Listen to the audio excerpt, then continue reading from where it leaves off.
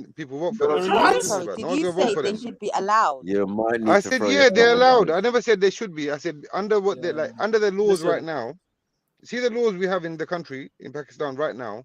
They are allowed. So like no one should be able to stop them. That's Listen, what I'm trying to say to you. you might as well stone yourself, bro. What are you talking about, bro? Hold on. Are you you're stupid? gonna Like, have to you're a make me make dickhead, you sense. know. Like, why don't you So stone yourself?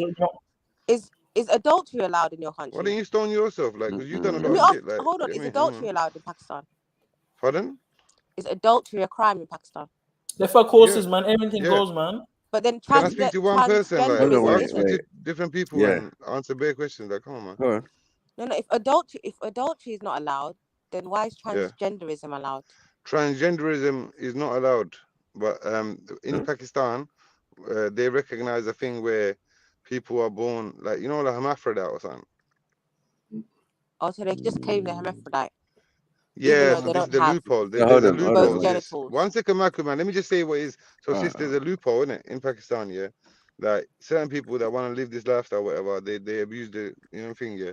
But if you're a hermaphrodite, you're allowed to, have your rights, If you're a hermaphrodite, that means you've got both genitals, but they wouldn't have it.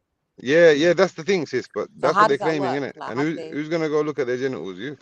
Not me. You know what I mean? Not in a bad way, but you know what I'm trying to say? No, like, so people just get away with it, innit? Like, there's no record, there's no like internet there, like, we've got database and all this shit there for people to look at. You get me? So people just get away with it, man. That's mad still, man. I didn't know that. That's mad still. But sis, like, what I'm saying is, like, you're not gonna go anywhere in Pakistan and find that is a good way of life and people are promoting it. No, they're parading the streets, bro. It must be some. No, they're protesting, like you just said. And they're not scared of being stoned. When you say parading, they're not scared of being licked down. Hold on. A parade is different to a protest, right? Same thing, man. That couldn't run in Zimbabwe. They'll get killed, man. A parade. One second. Let me just differentiate between a parade and a protest, right? A parade will be, for example, I'm gonna give one example, right? A parade will be, for example, West Ham win the FA Cup and they parade down Green Street. Yeah. Now a protest is totally different. Come on, this is what I'm trying to say. So when you say parade, that word has connotation. Like, come on, man. Man are eligible to be sitting on your parliament seats, bro. Forget parade. But hold on. Everyone is. If you're a citizen of the country, why shouldn't you be allowed to roll your country in the No, not in my country. I'm trying to say to you. But what you're doing, listen, sis, what you're doing is this, yeah. You're saying just because they're allowed, oh yeah, that means they're gonna win. Like what? Like the country's still Muslim, right? No, but allowing is already the country's still Muslim. They're not gonna vote them in. I was talking to Triller one time, and he said the Punjabi culture where these trannies. Why are you talking to Triller, man? Triller's not even a Punjabi. That. What are you on, shit, man. One second. No, he's from the Indian part of Punjab. Let me finish. Let me finish, bro. Okay. He's Pakistani, basically. He's basically white, man. They man are white. Let me talk. Let me talk, bro. Wait, to the truth. Yeah, you were saying the Punjabi culture. The Punjabi culture, there's this thing where there's 20 men come and dance at weddings and you give them money. Who said that, bro?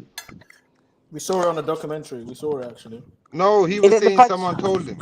So why are you answering for my man anyway? Like, Triller told me. The Punjabi culture. Triller told you that what? Your trannies come and dance at weddings. Okay. To the weddings. I'm telling you, as a Punjabi Muslim. Yeah. The bridegroom thing. What's it called again? Let me answer. I'm telling you, as a Punjabi, Pakistani Muslim, that no, that's not the case. But you know what is the case, and I'll tell you where these rumors and things come from. It's the Pathans. You get me? Like, not all of them. There's a minority. What is the Pathan? Are they a tribe? What are they? I don't get it. Yeah, that's a tribe of people that are really they're from Afghanistan. But you know, like when they made Pakistan and all these kind of borders, right?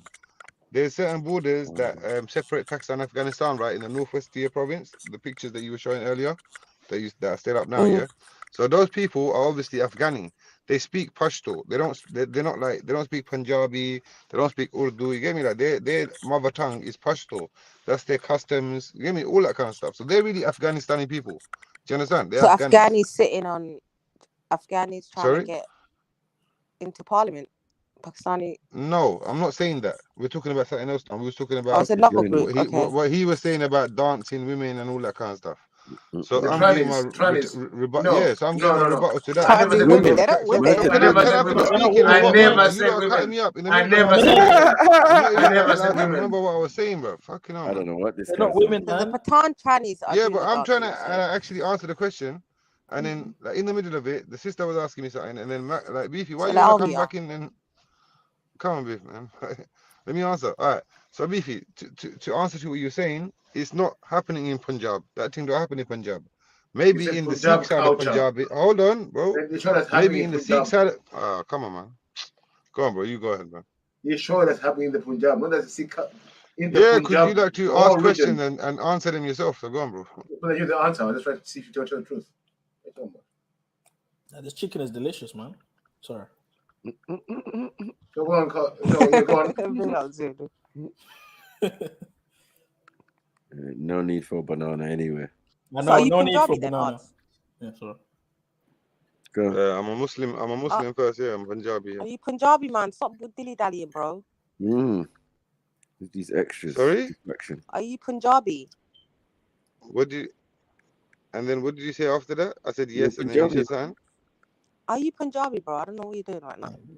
100%. I said yes. Like everyone Okay, knows you I'm are. fucking Okay, Punjabi, thank you. bro. I thought you said I'm Muslim, and I was like, yeah, but No, I said I'm Muslim first. Yes, but I'm a Punjabi from origin. My culture and stuff. Yeah. No, your culture's Hindu and you're Sikh. Are there a lot of Muslim Punjabis? Because most of the Punjabis I met are come from the Sikhs. Muslims. I don't know how you lot ever got the thing that we come from similar. They're Buddhist. He was Buddhist. Are These there people a Buddhist lot of people. Punjabi When they were Muslims? sexing Most of them horses. are the ones I've met, anyways. Are Sikh. Did you say are there a lot of Punjabi Muslims? Yeah. Well, there's about 150 million Punjabi Muslims. Yeah, there's a lot still in the world, and there's maybe about 20 million Sikhs in the world. Okay, interesting. Interesting. And all the Muslims that are Punjabi come from Pakistan. Have you ever been to a Gurdwara? Have I ever been to a Gurdwara? Yeah. Yeah, in primary school when they made us go to every single faith. That's the only time. Trying to separate yourself. But you know, all is in your country, man. So when did Punjab become separated between India and Pakistan? No, man is endorsing trannies. Right. Which is that? Is that in Islamic side that is that the Islamic side endorsing trannies? What are we doing here? No side was endorsing trannies. Beefy made a claim that Triller endorsed trannies. That's only one person. Yeah. This is Pakistan. One statement. Wait. I just told you the population. Yeah, This is over 200 million of in Pakistan, and you're telling me about one person. Like fucking hell. Oh no, wait. When they were squeezing Black Man the Traveler's bum, yeah. In none of them was Islamabad. None of those people around him was Punjabi. I guarantee. Islamabad. What? Yeah. Islamabad. Yeah. Where is that? Where is Islamabad? It's not in Punjab. It's the capital. Huh? No? Yeah. Where's the capital? See, you don't know. But isn't that still Pakistan though? Are you differentiating between but it's in the Pakistan, Punjab right? area and the I other was area? in Pakistan on a trip. How are you lot? Went how to are a you lot mosque. comparing? Yeah. What are you lot trying to compare? Pakistan. Misogynized outside. Like, stop it, man. It was so bad. It made Randy say the N-word. Mad. Just give me a second to like at least speak in it. Come on. So what I'm trying to say is this here. Are you comparing Pakistan as indigenous? Like, are you saying everyone's indigenous and what everyone's saying? Is that what you're asking me? So are you claiming some of the people are not indigenous? How are you indigenous? No. What I'm trying to say to you is this, yeah. Pakistan was created, right? The borders of Pakistan were not chosen by wars and these kind of things. Do you understand what I'm trying to say? Yes, they were. No, they weren't. Yes, it was, but wasn't it given to you? They were. Right? The 9 words given to us, man. Yeah, by the Mughals and shit, and all sorts, and Sikhs. What do you mean the all of that. Mughals and shit? It weren't given to us by the Mughals or nothing, bro. We was running and then shit eventually before they took it away. Or whatever. Like, bro, like our civilization's been there for time. I don't know what you're saying, man. What? But it was cut off, right? And that part was given to you. At what time? But you're talking about 200 years ago. But you're talking about 200 years ago, which is like recent. So you guys didn't want the rest of India and that? You didn't want it? We never had the rest of India, so why would we want the rest of India? What's wrong with you? Punjab, like, it's a bit weird though, innit? I don't get it, man. Joke to him, bro. Like, we never claimed the rest of India, innit? Ever. I just would have thought. We're people from that side of that subcontinent. It's a subcontinent. That's how big it is. If you ain't Dravidian, you were never there, bro. Simple. Yeah, man. Sorry? If you ain't Dravidian, I don't know where you came from. Yeah, I don't think I'm fully Dravidian, but I probably got that DNA in me. A little bit, yeah. Yeah, because I'm quite dark. Look original. Those Dravidians look original. Okay, look. Probably got a lot more Turkish and. I got big fat lips. I mean, like, Pause. What? Turkish? No, I'm saying facial features. Like for me, as an Asian person, most Asian people have like thin lips. You know. No, I'm out. Come out. Okay, like we're talking about physical features of humans, bro. Like, I don't know why you got I got like big some lips. gay shit, bro. Yeah, but so have your trannies. That's it. Thin lips. What relevance? Yeah, but I'm talking about actual. I'm talking about being born with features. I'm not talking about Botoxes and injections and all this shit, bro. Like, anyone can achieve wherever they want to be in it. Like, I've seen people with them. You see these certain men on YouTube. They got all these oils in their biceps and that. Have you seen them? No Like, man this is brag mad about thing, bro. thin lips. Milk, man. No. I never bragged about big lips. I stated the fact that I have. I'm sorry. I'm so sorry. Yeah, let me pause on that, man. Indian lips. That made me laugh. So, Odds, this is your people, Odds. Odds, this is your people. Juts. That's not Juts, is it? Odds. Juts a minute. Just. Are you a Jat, Odds? Or your Kali? There's a Jut, man. Isn't Triller a Jat, or is it the other one? Yeah. What's the other one? Chiller. Yeah, he was a Jat, right? Yeah. I think so. Yeah, they're the waste man ones of the ends. Does he run them? Odds? No one don't rate them. I don't know. I don't know what's happening in the world, bro. Like, it's just a lot going on right now. That's What's what going happens on? when you Lips mix with combobulated. Bantu, man. Yeah. We're tired of being called Urea. Yeah, we're tired of it now. Now we're all putting these our names, foot down. all these names that you give us in your language. How you got an Rent? N-word? Hey, the name? rent? They're the real rent those, man. Laos, man. Yeah. How you got the how you got nigger in Indian? Like, it doesn't make sense. What did he say? The N-word. How you got the N-word in Indian? It doesn't make sense. Oh my god. That's part of the language. Like, yeah, man can say, look, that's what you called man. Is it really? Black monkey. Yeah, a nigger. Yeah, man, mad thing. Crazy. Shit. Big up Saeed. Big up Saeed EL, man. Mad thing. The only man I see swear on the Quran and watch his foot swell up. Mad. Yeah, I can. I had to help him to the side, like, oh shit. Hey, how many people was This is actually real. there on that day, though? It was me and Ali G. Sorry, yeah. I was there, you know. I'm saying me and Ali Jihad was the guys who helped my man to the side when his foot suddenly swelled up after lying on the Quran. But do you really believe his foot swelled up? Yes. I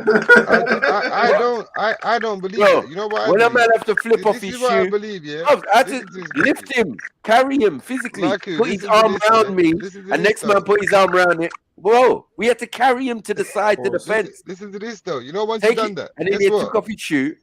No, after that he drove home, bro. He drove home after that, so there was no swelling up of the foot. It was swelling. It was an act, innit? It was an act, bro. Yeah, he knew what he done. Even if it was psychological. I don't know, but all I heard was some fucked up shit. You know what I mean? I'm calling it a miracle, man. Islamic miracle, man. Whatever. I mean, I'm convinced. But ain't you Islamic? Obviously, I'm convinced. Yeah, man. I know not to lie on the Quran. Any holy book. I could have told you hear that. About that brother? You hear about You that don't have brother to tell that me burned twice. the Quran recently? Maka, you hear about the brother that burned the Quran in one of the But European his foot countries never and he swelled up. committed suicide? No, he died. That guy got killed, you know, or he died. No, he committed suicide, man. Are you mad? That's what they say. Yeah, look at Zulu. That's what they say. I'm just saying we don't know that. You can't take the fact that man died after. They said that Epstein committed suicide.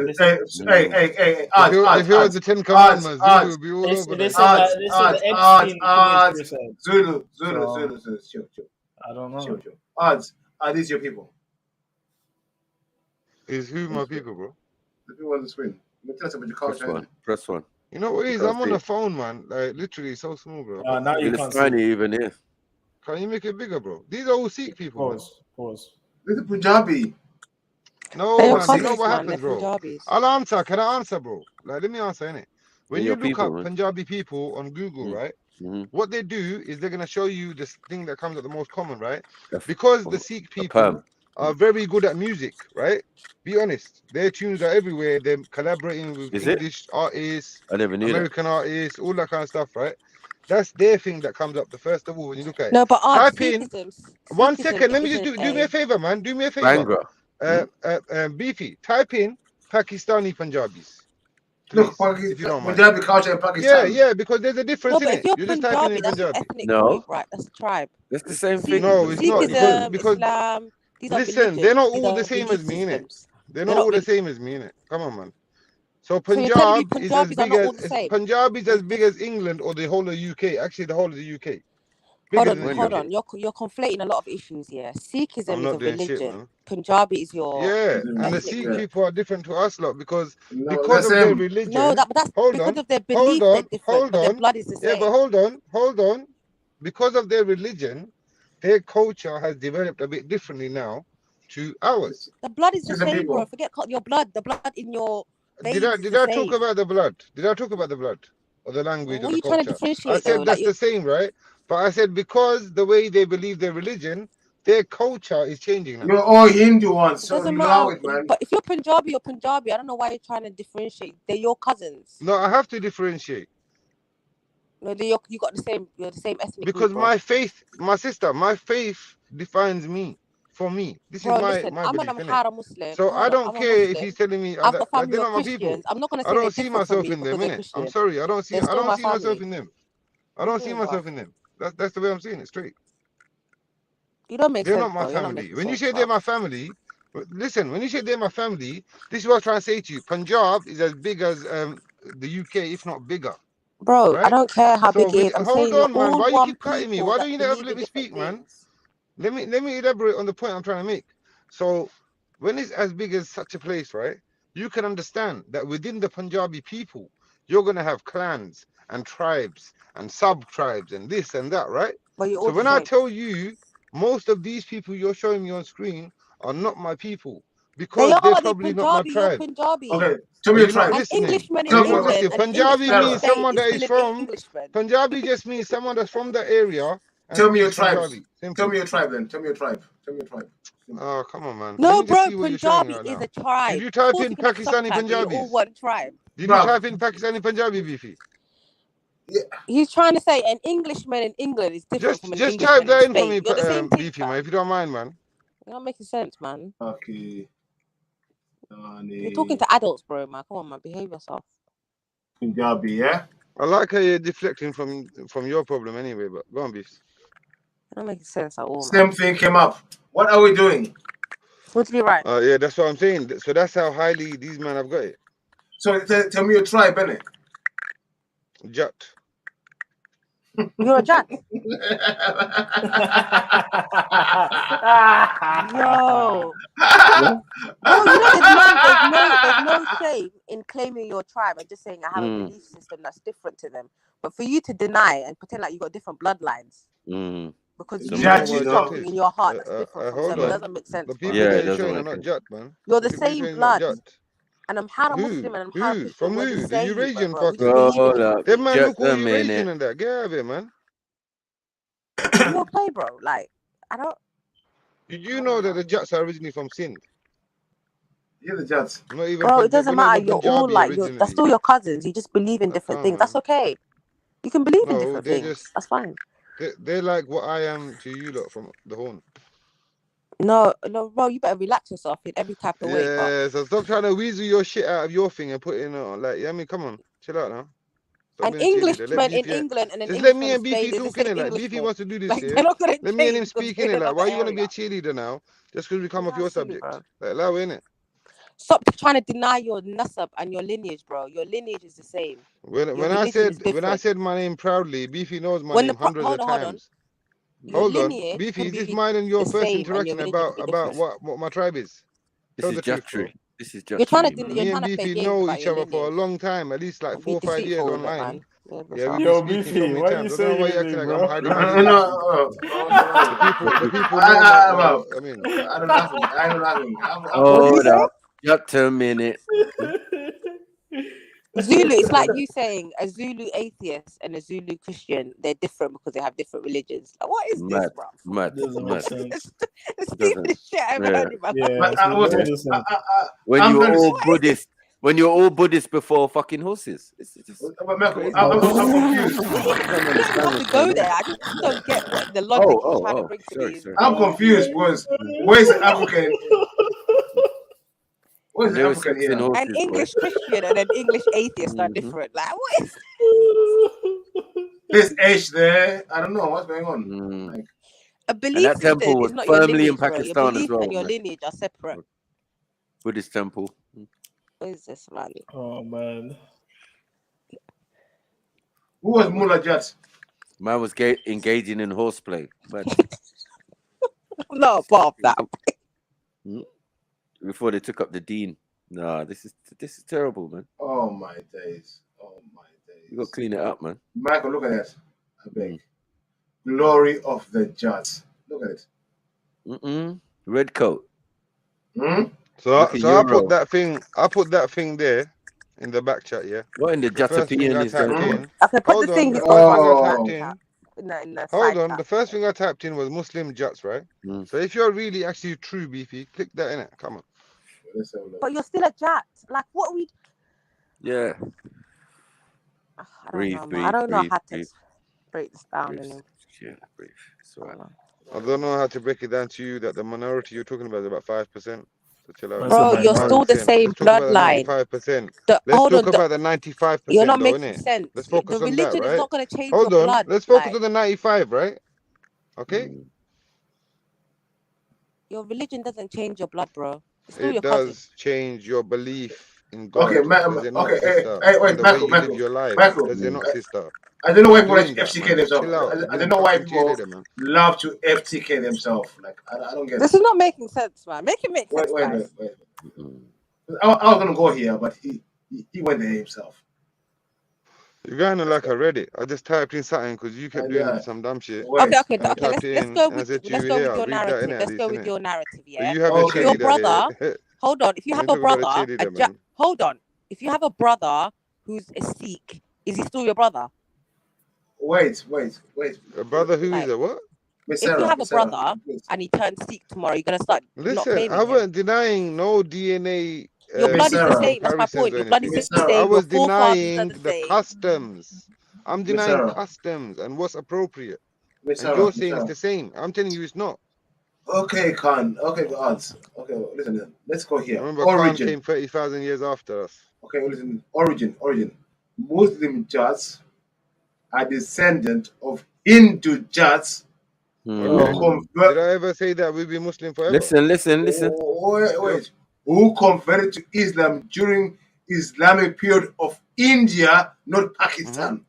What year? And what year was this? What year was this? Rent. Listen what I said. What year was this, Beefy? There was no Pakistan. Did I ever say there was a Pakistan before 1947, you dickhead? So are you actually saying I've claimed there's a Pakistan forever? You're weirdo, you know, bro. Okay, let's go finish. And then man claims like small victories and does that little childish 17-year-old laugh. One second.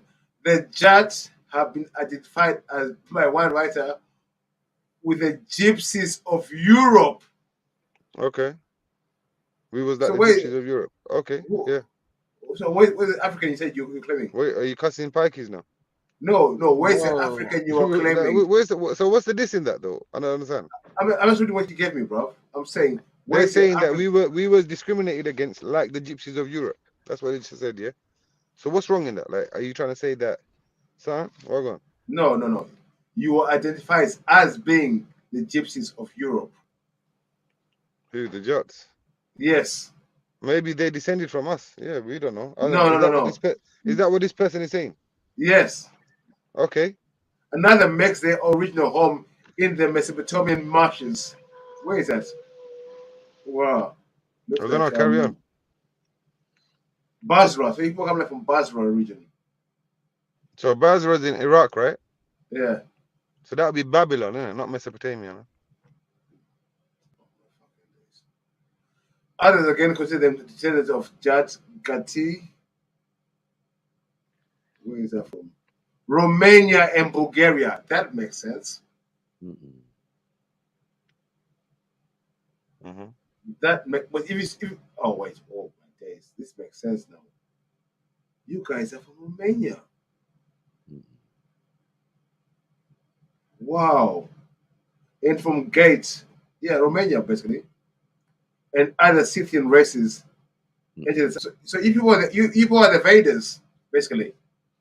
Mad. The invaders who came into the Aryan selves. Wow. In the beginning of the Christian era, it is though confirmed that there were pastoralists who migrated from the lower Indus River, from the Sindhi and Balochian to the north regions of the Middle Ages. You guys are just Europeans. Before Europeans were white, though. No, you guys were. Yeah. No. Bro, you came from Romania. Look at the dates. You came from Romania. We didn't come from Romania anyway. I don't know what this guy is saying. This is one person. Others consider them to be descendants of the Gatti. Do you want me to find the proper one? The name Jati comes from Gatti. Let me find. One second. Your name Jati comes from the word Gatti, which means Bulgarian in Greek. Mad. You're done. You're done, man. What are you talking about? No. Night, Miss Sarah. Yo, Maku, you do know that Bulgarian and all these European languages. You are finished. Hold on. Are a form of what language? Indo-European languages, right? Indo-European. So therefore, 1 second, please. Let me finish speaking. So my claim is still correct. Yeah, we were not white.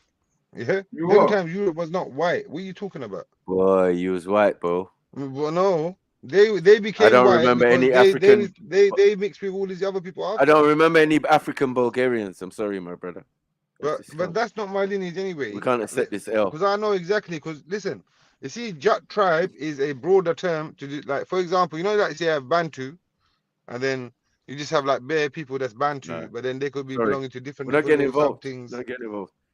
Yeah, this is beyond your station. You don't know nothing about this. Anyway, let me give you another little format. No, we're not interested. Because that one was just me typing in something in Google, man. Bro, listen. You know what time it is, people. Listen. Peace. Tomorrow. Go on. Yeah, you were saying art. Oh. Yeah, man. Yeah, so when messing with Bantus, be very careful. Be warned. Now, the Irish chick's going to be on tomorrow, so I bet you going to be on your best behavior until I get back. You know what I mean? Well, peace out, family. Come on, man. Tomorrow. Big up.